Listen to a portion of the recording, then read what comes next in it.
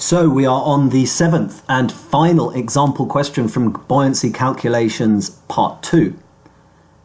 Please watch these videos in the order they're intended to be watched in. I'm doing questions that get harder and harder. I started with simple and moved to more complex. If you watch them in the correct order, even this tricky question you should be finding pretty easy by now.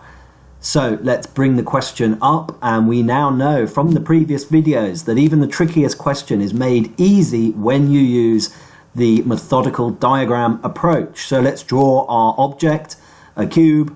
Let's draw an upward arrow to represent that there is an upward force based on its volume and the type of water it's in, and there is a downward force based on its weight.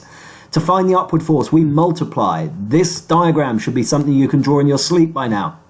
So let's look at the question for the information that is interesting to us. We're given its weight here, so let's put the weight in, 75 kilos. We are also told what type of water it's in. Let's put the saltwater constant, 1.03 in. And we are told that it is positively buoyant by 20 kilograms. That's the key bit of information we can now use. If it is positively buoyant by 20 kilograms, that means the upward force is 20 kilograms more than the downward force.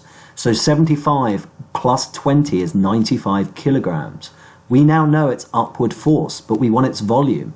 We want to inverse that arrow. We multiply to find the upward force based on the volume, but we have the upward force and we need to find the volume. So we're going to also inverse the sign to a divide sign. 95 kilograms divided by 1.03 will give us the volume based on the upward force.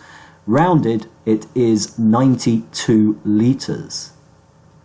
So at the end of this buoyancy section, at the bottom of the web page there is an option to go and do a lot more practice questions on everything discussed in buoyancy. I highly recommend you practice by doing that quiz. It is soon going to be a section you'll need to register to access. That helps me improve the videos by knowing more about the users of the videos.